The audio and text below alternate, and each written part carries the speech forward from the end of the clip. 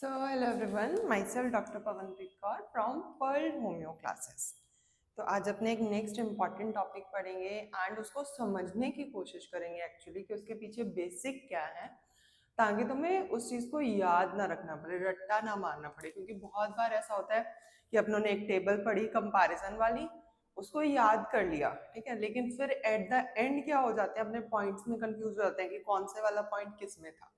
तो इसी तरीके से आज अपने पढ़ेंगे ESR and packed cell volume के बारे में। तो first of all what is ESR? That is erythrocyte sedimentation rate. तो अपने को पता है erythrocyte means that is RBC। Sedimentation rate मतलब अगर अपने ब्लड को किसी ट्यूब में डालते हैं तो कितनी जल्दी इरिथ्रोसाइट RBC उसमें से सेडिमेंट होके नीचे जम जाएंगी, that is erythrocyte sedimentation rate.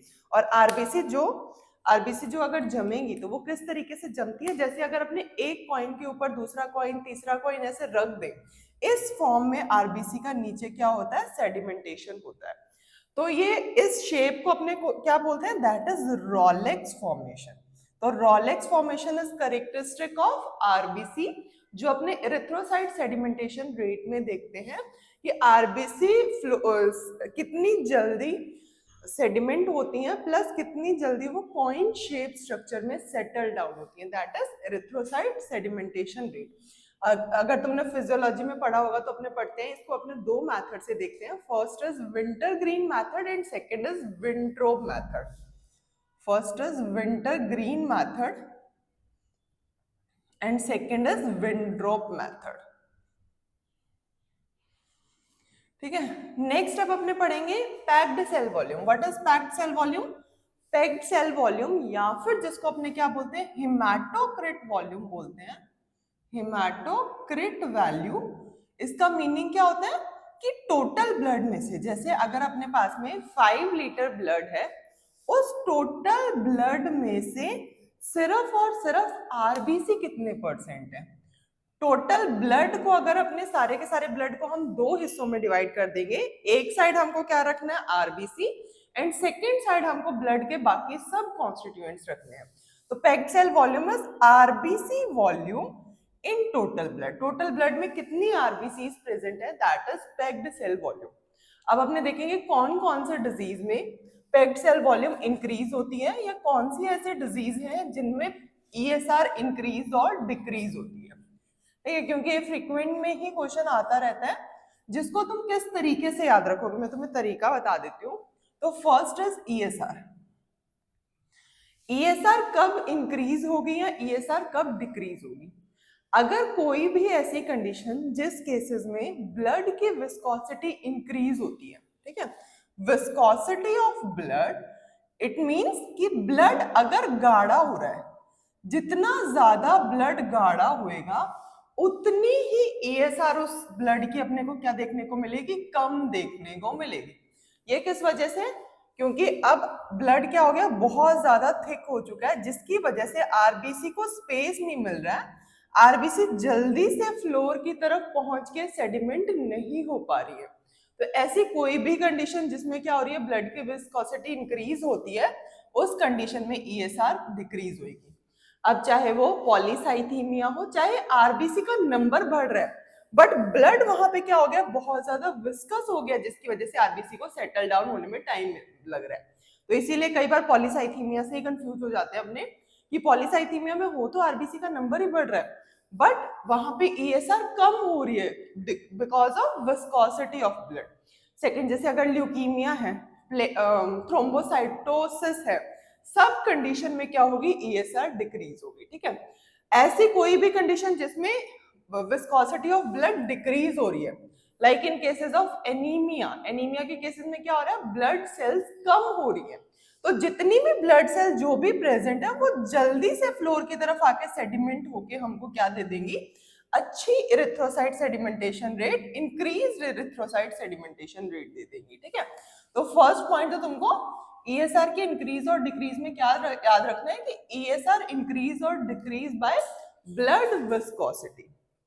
Second point जो हमको याद से रखना है, दैट इज कि अगर ब्लड में प्लाज्मा प्रोटीन्स इंक्रीज हो रहे हैं, प्लाज्मा प्रोटीन में भी कौन सा, फिब्रिनोजन अगर इंक्रीज हो रहा है एंड यहाँ पे ब्लड में इम्यूनोग्लोबुलिन्स इंक्रीज हो रहे हैं, तो ये क्या करते हैं, ग्लोबुलिन्स या फिर कोई भी प्रोटीन अपने को पता है क्या काम करता है, बाइंडिंग का काम करता है।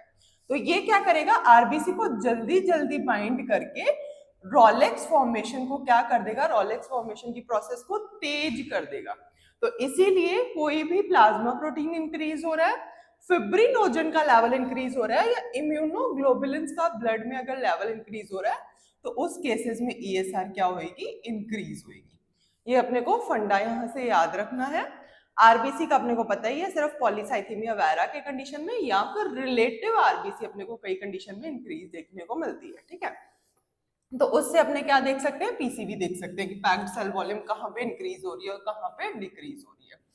जो ट्रू आरबीसी का इंक्रीज देखने को मिलता है वो सिर्फ पॉलीसाइथेमिया रुब्रा वेरा की कंडीशन में इंक्रीज होता है। उसके अलावा जितने भी आरबीसी का इंक्रीज होता है, पैक्ड सेल वॉल्यूम इंक्रीज होती है, वो सिर्फ रिलेटिव कंडीशंस में होती है।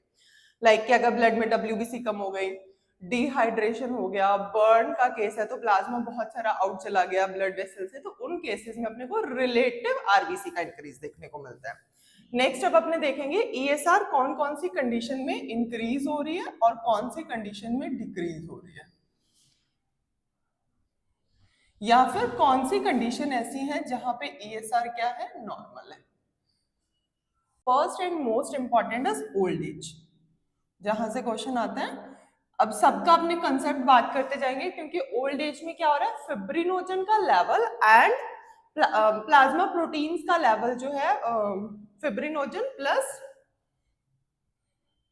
इम्यूनोग्लोबुलिन्स का लेवल ओल्ड एज में इंक्रीज होता है। Second is pregnancy. प्रेगनेंसी को तो अपने पता ही है, हाइपर कोगुलेबल स्टेज है। प्रेगनेंसी में फिब्रिनोजन का लेवल जो नॉर्मल पर्सन में 300 मिलीग्राम पर डीएल तक होता है, वो ड्यूरिंग प्रेगनेंसी कितना हो जाता है, अप्रॉक्स 600 मिलीग्राम पर डीएल तक हो जाता है, मतलब डबल हो जाता है फिब्रिनोजन का लेवल ड्यूरिंग प्रेगनेंसी। तो उस वजह से रोलेक्स फॉर्मेशन तेज होगा, तो ईएसआर भी इंक्रीज देखने को मिलेगी। Third condition is in cases of anaemia. Anaemia के केसेस में क्योंकि आरबीसी नंबर कम हो रहा है, तो वो सेटल डाउन का जो प्रोसेस है वो तेज हो जाएगा, तो उस केसेस में भी ईएसआर इंक्रीज होगी। Fourth important is RBC cell abnormalities. अब इसमें तुमको दोनों याद रखना है। आरबी सेल एबनॉर्मलिटीज जितनी भी होती हैं, चाहे वो माइक्रोसाइट है, चाहे वो मैक्रोसाइटोसिस हो रहा है, चाहे सिकल सेल एनीमिया है, चाहे हेरिडिटरी स्फेरोसाइटोसिस का केस है, चाहे अकेंथोसाइटोसिस का केस है, ठीक है, कोई भी केस है आरबीसी एबनॉर्मलिटीज का, वहां पे हमेशा ईएसआर क्या होगी, डिक्रीज होगी, except one, that is macrocytosis. अगर मैक्रोसाइटोसिस हो रहा है, आरबीसी का सेल साइज इंक्रीज हो रहा है, उस केसेस में सिर्फ ईएसआर इंक्रीज होता है। उसके अलावा चाहे वो सिकल सेल एनीमिया है, चाहे वो हेरिडिटरी स्फेरोसाइटोसिस का केस है, चाहे वो अकेंथोसाइटोसिस का केस है, चाहे वो माइक्रोसाइटोसिस का केस है, सब केसेस में क्या होगा, आरबीसी ईएसआर का जो है डिक्रीज होगा। यहाँ पे क्यों, क्योंकि यहाँ पे सेल की जो साइज एंड शेप है आरबीसी की, उसमें गड़बड़ी हो रही है। उसमें गड़बड़ी होगी तो क्या, जो रोलेक्स फॉर्मेशन होना चाहिए था कॉइन शेप में, मतलब ऐसे रोलेक्स फॉर्मेशन अरेंज होनी चाहिए थी, ये किसका करेक्टर है, ये बाई कॉनकेव आरबीसी का करेक्टर है। जो नॉर्मल आरबीसी अपनी होती है बाई कॉनकेव, ये रोलेक्स फॉर्मेशन उस आरबीसी का करेक्टरिस्टिक है, बट यहाँ पे वो रहा नहीं, शेप चेंज हो गई है, तो ये रोलेक्स फॉर्मेशन यहाँ पे बन ही नहीं पाता है, आरबीसी एक के ऊपर सेटल हो ही नहीं पाती है। तो इसलिए इन सब केसेस में अपने को क्या देखने को मिलता है, ईएसआर डिक्रीज्ड देखने को मिलता है। Tell me in comments, hereditary spherocytosis के केसेस में एंड सिकल सेल एनीमिया के केसेस में कौन सा डिफेक्ट आता है, मतलब किसमें क्या जेनेटिक डिफेक्ट है जिसकी वजह से ये सिकल शेप की हो गई और ये हेरिडिटरी स्फेरोसाइटोसिस का केस हो गया, किसकी डेफिशिएंसी है या क्या स्ट्रक्चर चेंज हो गई, ठीक है। मैक्रोसाइटोसिस वाला कैसे याद रख सकते हो कि मैक्रोसाइटोसिस हो गया, वहां पे सेल नंबर चाहे कम हो बट सेल्स ज्यादा साइज की हो गई है, तो कुछ सेल भी अरेंज हुई, तो उसकी वजह से अपने को ईएसआर कैसा दिखेगा, बढ़ा हुआ दिखेगा, क्योंकि इन बाकी सब केसेस में एक एक करके अरेंज हो रही थी तो भी इतना ही पाइल अप होगा ना, लेकिन अगर मैक्रोसाइटोसिस है वहां पे अगर 5 आरबीसी भी अरेंज होगी, ऑल्दो 5 बहुत कम है, 5 आरबीसी भी अरेंज होगी तो हमको जो पाइलअप का साइज है वो बड़ा देखने को मिलेगा, जिसकी वजह से क्या हो जाएगा, ईएसआर इंक्रीज हो जाएगा। ठीक है, नेक्स्ट फिर जो तुमको ईएसआर डिक्रीज में याद रखना है, दैट इज कोई भी ऐसी कंडीशन जिसमें क्या हो रही है, ब्लड की विस्कोसिटी इंक्रीज हो रही है, लाइक ल्यूकीमिया हो गया, ल्यूकोसाइटोसिस हो गया, ठीक है, पॉलीसाइथीमिया हो गया, दैट इज आरबीसी नंबर अगर इंक्रीज हो गया, थ्रोम्बोसाइटोसिस हो गया, कोई भी ऐसी कंडीशन जो ब्लड की विस्कोसिटी इंक्रीज कर रहा है। नेक्स्ट इज ईएसआर नॉर्मल कौन कौन सी कंडीशन में होता है, तो फर्स्ट एंड मोस्ट इंपॉर्टेंट जहां से क्वेश्चन आता है that is aspirin and non steroidal anti inflammatory drugs जो पर्सन ले रहा है, क्योंकि ये दोनों ही ड्रग्स किस पे काम करती हैं, प्लेटलेट्स पे काम करती हैं। ये दोनों ही ड्रग प्लेटलेट के एग्रीगेशन को रोकती हैं, मतलब ये दोनों ही ड्रग ब्लीडिंग टाइम को कंट्रोल करने से रिलेटेड है, ठीक है, ना कि आरबीसी से इनका कोई भी रिलेशन नहीं है। तो आरबीसी से इनका कोई रिलेशन नहीं है, तो ईएसआर इस कंडीशन में अगर कोई पर्सन एस्पिरिन ले रहा है या non steroidal anti inflammatory drug ले रहा है तो उसमें कुछ नहीं होगा। ये दोनों ही क्या करती है, ब्लीडिंग टाइम को वो प्रोलॉन्ग करती है, क्योंकि ये प्लेटलेट के एग्रीगेशन को स्टॉप करती है। नेक्स्ट उसके साथ और कौन सी कंडीशन है, आफ्टर मील। आफ्टर मील भी ईएसआर पे कोई फर्क नहीं आता है, ये भी प्रीवियस ईयर में आया हुआ है। मील लेने के तुरंत बाद कोई भी ईएसआर अपनी इंक्रीज या फिर डिक्रीज नहीं होती है, ठीक है। तो दिस इज ऑल अबाउट कि कौन कौन सी कंडीशंस ऐसी हैं जहां पे ईएसआर इंक्रीज होगी या फिर ईएसआर डिक्रीज होगी।